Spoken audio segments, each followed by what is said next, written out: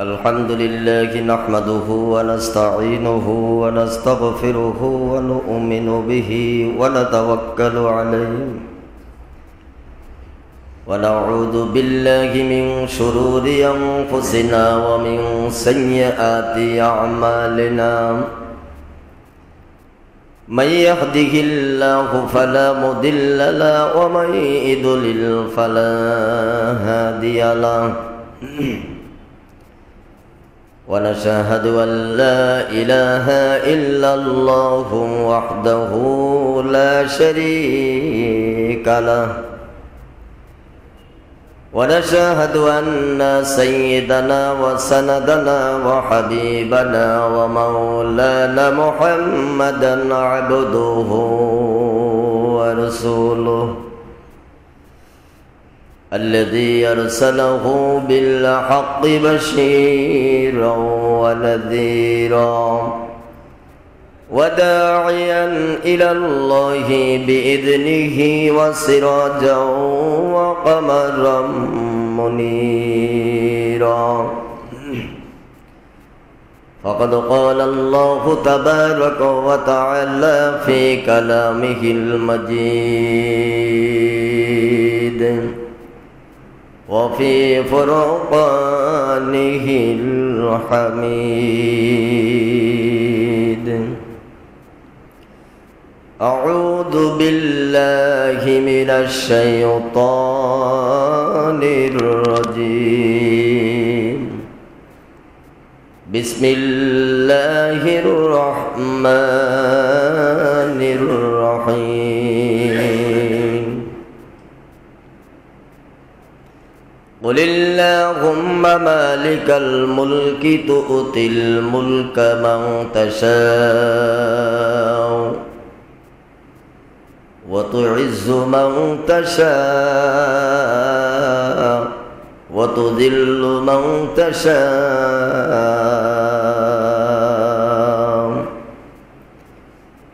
بسم الله الرحمن الرحيم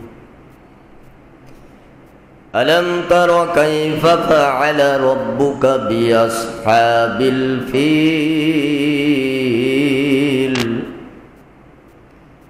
ألم يجعل كيدهم في تضليل وأرسل عليهم طيرا أبابيل ترميهم بحجارة من سجيل فجعلهم كعصف مأكول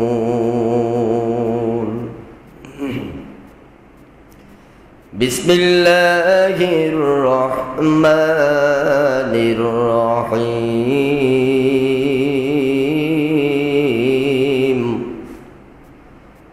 ومكروا ومكر الله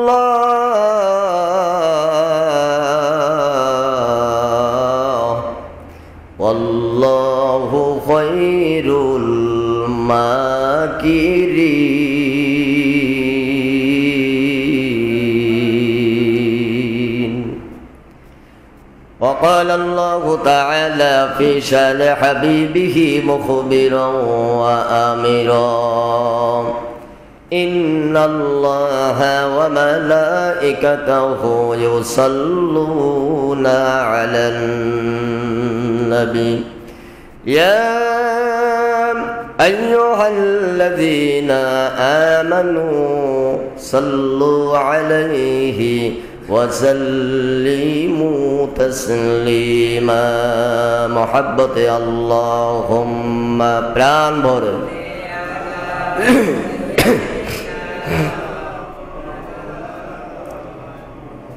وعلى آل سيدنا محبت اللهم صل على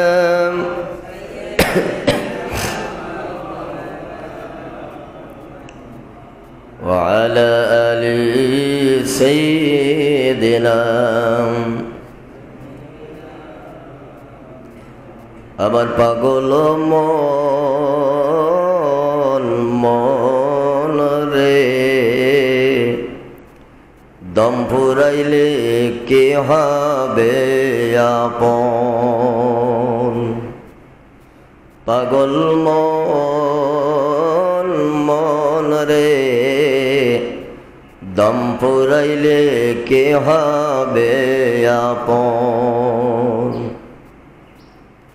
বাড়ি গাড়ি জমিদারি এসব তোমার থাকবে পড়ি সাদা কাপন তোমায় পরাইবে ওরে আতর গোলাপ ছিটাইয়া তোমায় দিবে বিদায় করিয়া আমার মাওলা বিনে কে হবে আপন পাগল মন রে দম ফুরাইলে কে তবে আপন যারা তোমার অতি আপন তারাই তোমার পরাবে কাফন তারাই আবার করিবে দাফন কাঠের পালকি সাজাইয়া দিবে বিদায় করিয়া কাঠের পালকি সাজাইয়া দিবে বিদায় করিয়া ওরে রবি বিনে কে হবে আপন পাগল মন রে দম ফুরাইলি বুঝবি কে আপন আল্লাহুম্মা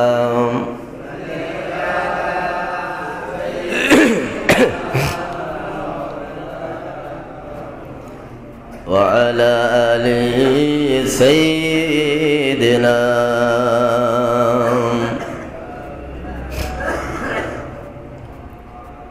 शुक्रिया रब्बुल आलमीन आलिशान दरबार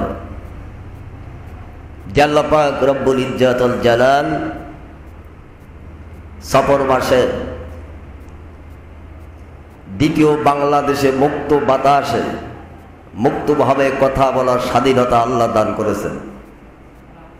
বৈষম্য বিরোধী ছাত্র আন্দোলনের ভিতর দিয়া স্বৈরাচারকে বিদায় করে দিয়ে আল্লাহ পাক নতুন আবাবিলির পাখি পাঠাইয়া আল্লাহ পাক বাংলাদেশের মুসলমান আপ জনতা সাধারণ 16 কোটি মানুষের মুক্ত বাতাসে কথা বলার মতো তৌফিক যে আল্লাহ দিলেন, ওই আল্লাহ পাকের জবান দিয়া কেউ জবান বন্ধ রাখবো না, শুকরিয়া আদায় করি, বলি আলহামদুলিল্লাহ। আরো জোরে বলি আলহামদুলিল্লাহ। সম্মান দিবার মালিক কে? জোরে বলেন কি? সম্মান ছিনাই নিবার মালিক কি? আল্লাহ তাআলা। ধনী বানানোর মালিক আল্লাহ। অত উপর থেকে আছাড় মেরে পথের ফকির বানানোর মালিকও আমার আল্লাহ। ঠিক কিনা জোরে বলেন? অত ইজ্জু মাংতাসা অত জিল্লু মাংতাসা। আল্লাহ বলে সম্মান দিই আমি, সম্মান হানি করি আমি। কথা বলেন ঠিক না? কে পৃথিবীতে কোনো স্বৈরাচার আজীবন থাকার ক্ষমতা পায় নাই। কথা বলেন না কেন? তার বাস্তব নমুনা আল্লাহ পাক 2024 সালে আমাদেরকে দেখাই দিয়েছে। সুবহানাল্লাহ বলবেন? মসজিদের মেম্বারের পর আমরা কথা বলার সুযোগ পাই নাই। ঠিক কিনা জোরে বলেন? মাহফিলের ময়দানে হাত থেকে মাইকের মাউথপিস গুলো কেড়ে নিয়েছে। কথা বলেন না কেন? ভালো করে বুঝতে হবে, সময় আসছে কথা বলার। এতদিন মুখ বন্ধ ছিল, বলতে পারি নাই। তারপরেও প্রতি জুম্মায় কিছু না কিছু বলার ইঙ্গিত দিয়েছি। আজকে বলবো, থানায় পারমিশন আনতে গেলে মাহফিলের পারমিশন পাই নাই। ঠিক কিনা জোরে বলেন? আজ সেই পাওয়ার কোথায় গেল? কথা বল না কেন? গত জুমাবার আমার মসজিদে এমপি বসা, উপজেলা চেয়ারম্যান বসা, ওসি পাশের দোকানে বসে বলে হুজুর হ্যান্ডকাপ পরাবো। কই তুমি আজকে? তুমি কোথায় আজ? পাওয়ার বেশি দিন থাকে? কথা বল না কেন? ইয়াউমা নাদউ কুল্লা উনাসিম বিইমামিহিম। আল্লাহ বলতেছেন কিয়ামতের মাঠে নেতা সহকারে ডাকবো। সুবহানাল্লাহ কয় না? কি সহকারে? আপনি যে দলের লোক হন না কেন আপনার নেতাকে আগে ডাকা হবে, ঠিক কিনা ধরে বলেন। এখন আপনার বিবেক দিয়ে চিন্তা করলে আপনার নেতা তো পলায় চলে গেছে, আপনার আর কোনো জায়গা আছে আল্লাহর কাছে? পৃথিবীতে যদি আপনার নেতা এইভাবে আপনার কর্মীদেরকে ফেলাই ছোঁয়া পালাই যেতে পারে, এই নেতা কিয়ামতের ময়দানে আপনাকে বাঁচাবে কি করে? এই সাবধানতার বাণীখান থেকে অন্তত 6 জুম্মা আগে আমি মসজিদে দিয়েছিলাম, আমি জাফর আউলিয়ার খতিব। সুবহানাল্লাহ বলেন। এখনো সুযোগের সময় আছে, ফিরে আসেন। যে নেতার পিছনে ঘুরলে কিয়ামতের ময়দানের যে নেতা আপনার রাহবার হবে, যে নেতা পৃথিবীর জমিনে যে নেতার পিছনে ঘুরলে আখিরাত পাওয়া যাবে, এমন নেতার পিছনে আসার আহ্বান আমি জাফর আউলিয়ার খতিব এখান থেকে 1 থেকে 1.5 মাস আগে আপনাদেরকে দিয়েছিলাম। আমার জুমার প্রতিটা বয়ান কাপিল বলি ইউটিউব চ্যানেলের ভিতরে পাবেন। ব্রেন সেদিন নেয় নাই, আজকে আপনারা চিন্তা করুন তো দেখি আপনারা এখন কোথায়? একজন ভালো মাপের নেতা আমার কাল রাত্রি বলছে, হুজুর মনে বড় দুঃখ পেলাম। কেন? যার সংসার করলাম এতদিন 17 বছর যার সংসার করলাম, সেই স্বামী আমারে না বলি পালায় চলে গেল, এসে কি দুঃখ কি আর পাওয়া যায়? আমি কেন আপনার তো এতদিন আমরা বুঝাতে পারি নাই, টুপিওয়ালা দেখলেই সহ্য করতে পারতাম না, সেই মানুষ এখন বলতেছে আর নয়, আর নয়। যারা মানুষদেরকে বিপদের ভিতরে ঠেলে দিয়ে পালাই যেতে পারে তাদের সঙ্গে চলার দিন শেষ। এখন আসেন, সুসময়ের বন্ধু আপনার বহুত মানুষ ছিল, এখন আপনাদের বলি দুঃখ দুঃসময়ের বন্ধু এখন আপনারাই দেখেন। আলেম আর ওলামারা সারা রাত জেগে দিকে মন্দির পাহারা দেয়, সারা রাত জেগে দিকে টুপিওয়ালা দাড়িওয়ালারা দোকান পাহারা দেয়, সারা রাত জেগে দিকে আপনার বাড়ি পাহারা দেয়। আপনার সেই সুসময়ের বন্ধু কোথায় গেল? সেদিন বলেছিল আলেমরা রাজাকার, আলেমরা জঙ্গি, এদের দ্বারা আমাদের ক্ষতি হবে।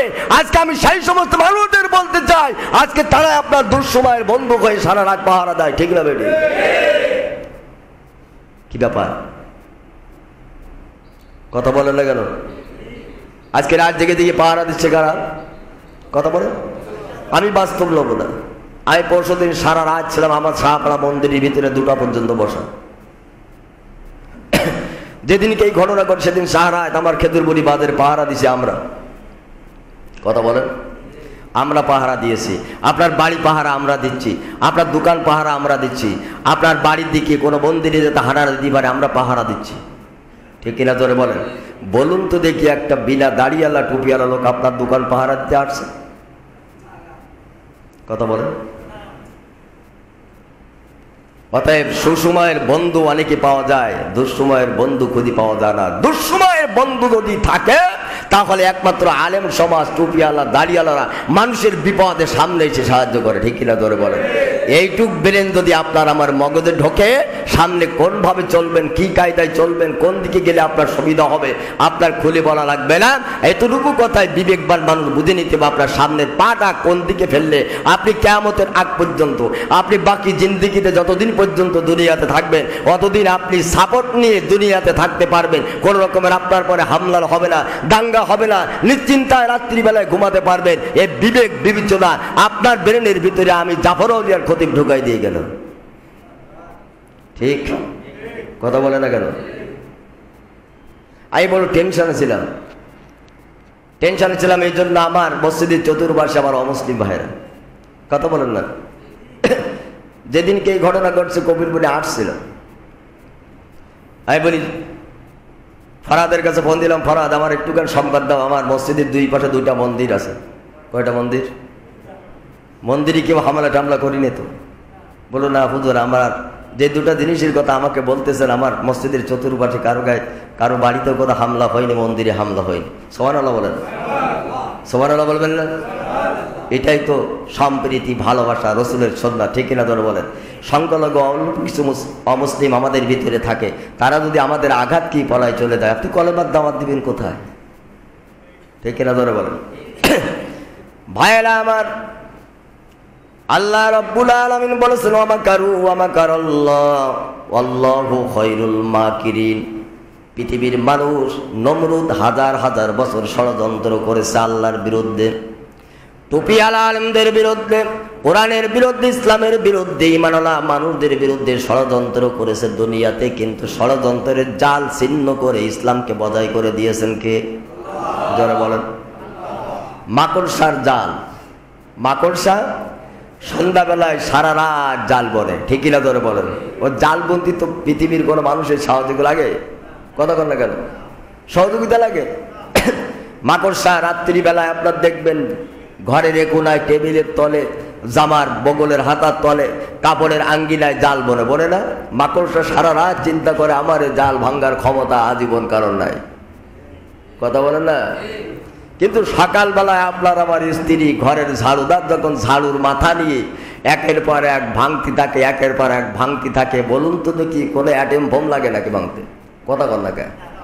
অ্যাটম বোম লাগে, কামান লাগে, রাইফেলের গুলি লাগে, মনে হয় পিস্তলের গুলি লাগে, লাঠিয়াল বাহিনী লাগে, কিছুই না, সামান্য সামান্য ঝাঁটা। আবার অনেকে ঝাঁটাও নেয় না, খাজুর গাছের একটা ডাল ভেঙে পাতাটা কোনো রকম নরম নরম দিনে দিয়ে আঘাত করে মাকড়সার জাল ভেঙ্গে তস নস, ঠিক কিনা ধরে বলেন?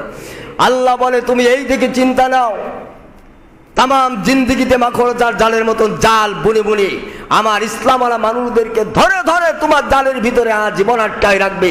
একদিন না একদিন মাকড়সার জালের মতন ছিন্ন বিচ্ছিন্ন করে দেবে আল্লাহ তাআলা। সুবহানাল্লাহ, ধরে বলেন না সুবহানাল্লাহ?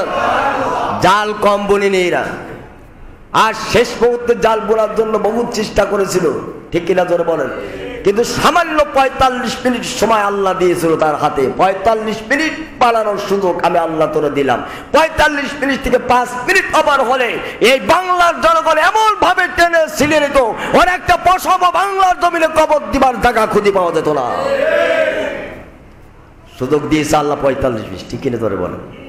এই ৪৫ মিনিট সুযোগে পালায় যাইয়া এখনো যদি ওর বিবেক চেতনা ফিরে আসে তো ভালো, আর না এর পাল্লা আল্লাহ এমন ধরা ধরবে, ইন্দা বাচ্চা রব্বিকাল আসাদিদ, সে ধরার হাত থেকে পৃথিবীর কোনো মানুষ, কোনো নেতা, কোনো ক্ষমতাধর, কোনো বাচ্চা তার বাঁচায় রাখার ক্ষমতা রাখবে না, ঠিক না জোরে বলুন?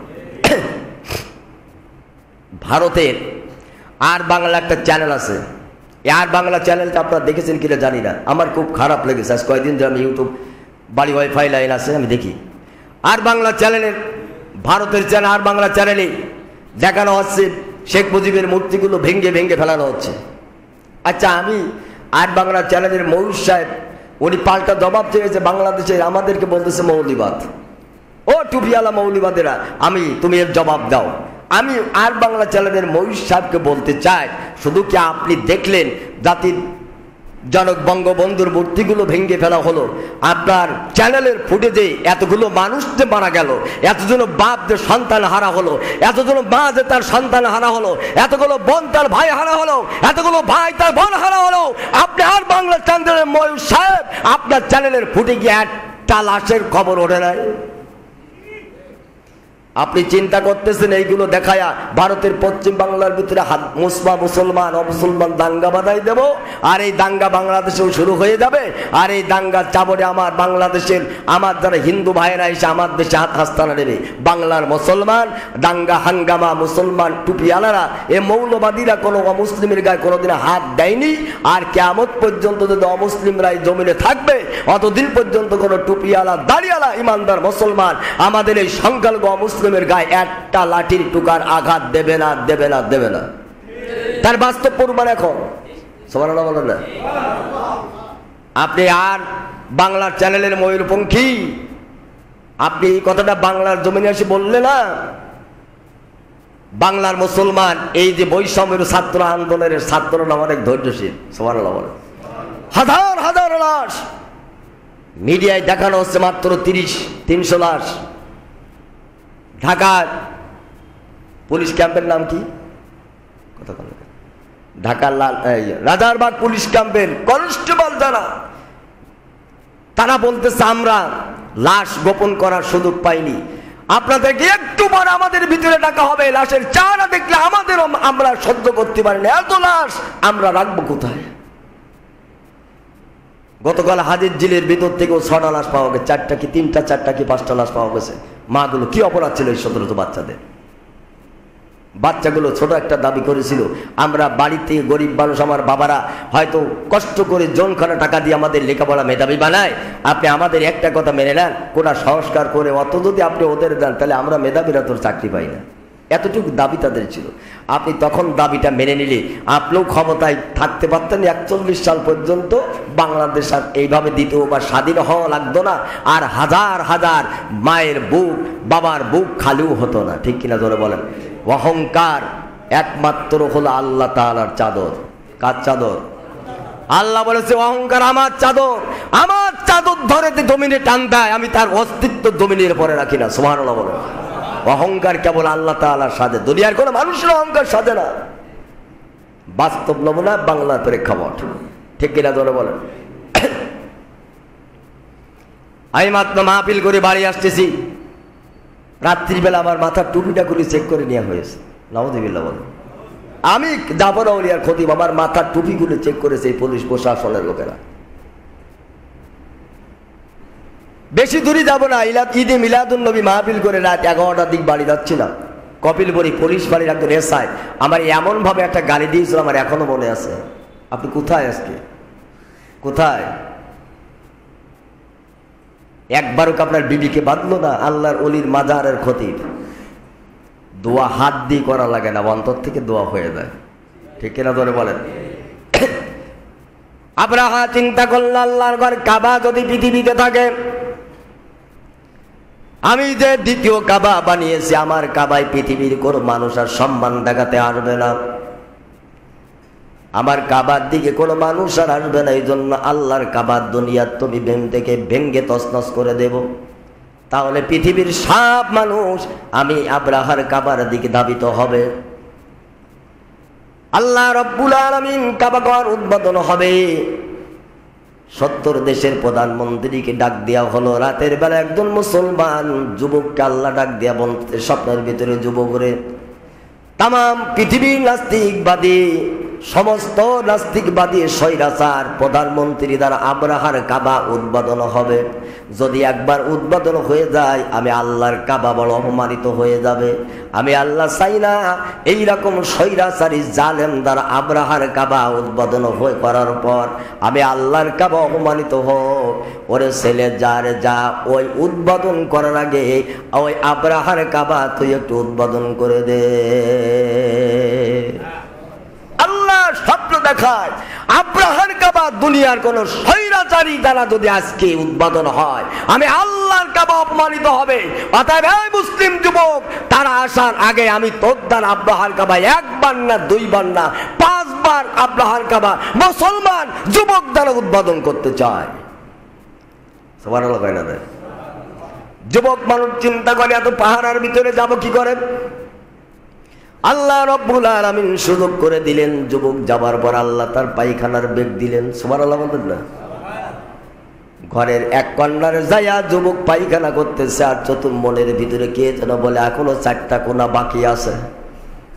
যুবক মানুষ আল্লাহর কাছে হাত তুলে বলল, না আল্লাহ, এই জায়গা থেকে তুমি আমার সুস্থ শরীরে বাইরে ফিরাই নাও, আমাকে যেন কেউ ধরতে না পারে, এই সরকার যেন আমারে ধরতে না পারে। ভয় নাই, ইমানি চেতনা নিয়া আল্লাহর দরবারে পায়খানা করা অবস্থায় হাত তুলে বলে, আল্লাহ আমার পায়খানার ভিতরে একটু বরকত দাও, আরো 4টা কোনা বাকি।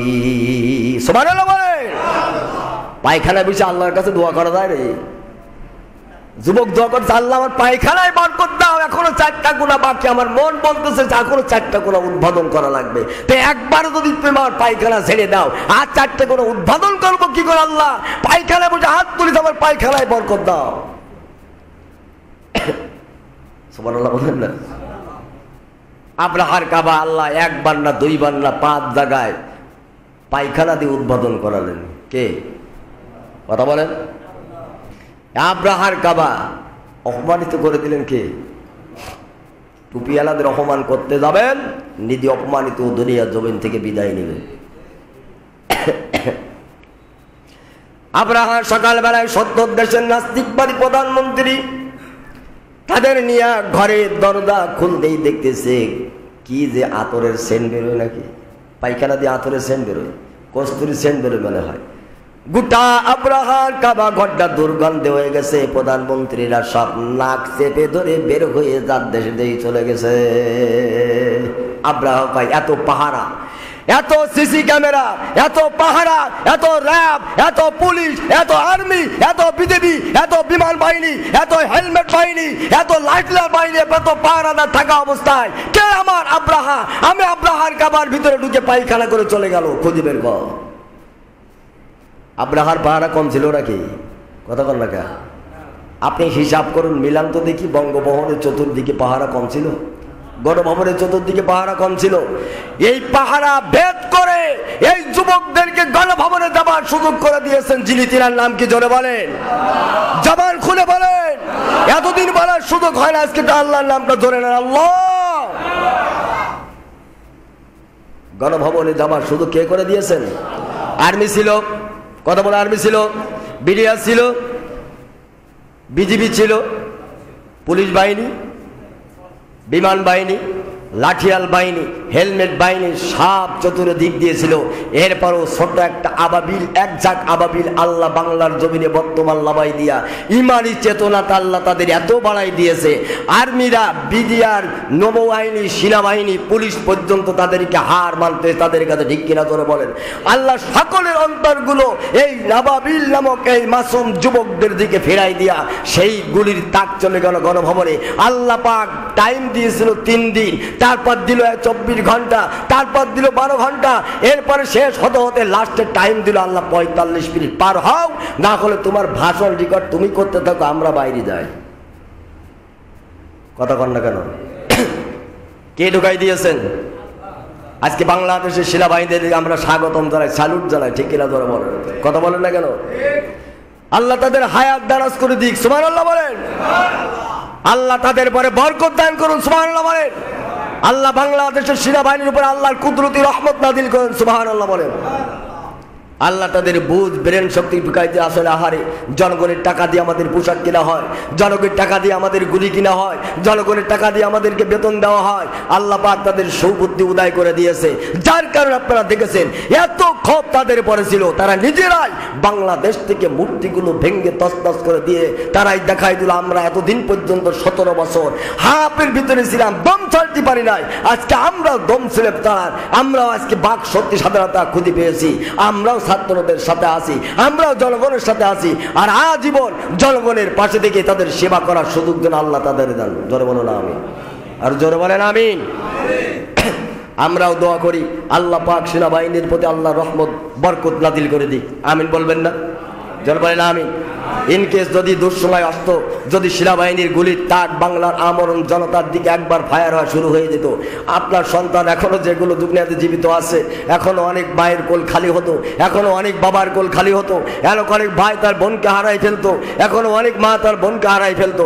এদিক দিয়ে আল্লাহ পাকের শুকরিয়া, আল্লাহ পাকের পথে হাজারো বার নামাজ পড়ে দোয়া করবেন, আমরাও দোয়া করব আল্লাহ যেন সেনাবাহিনীদের ভিতরে এই যে বোধ শক্তিটুকু আল্লাহ পাক উদয় করে দিয়েছেন, এই বোধ শক্তিটুকু নিয়ে সামনের বাকি জিন্দিগিতে বাংলাদেশে ছাত্র সমাজ এই জনতার পাশে থেকে যেন আমরণ কাজ করে যেতে পারে, এ তৌফিক আল্লাহ তাদের দান করেন। জোরে করা আমিন, আর জোরে বলেন আমিন।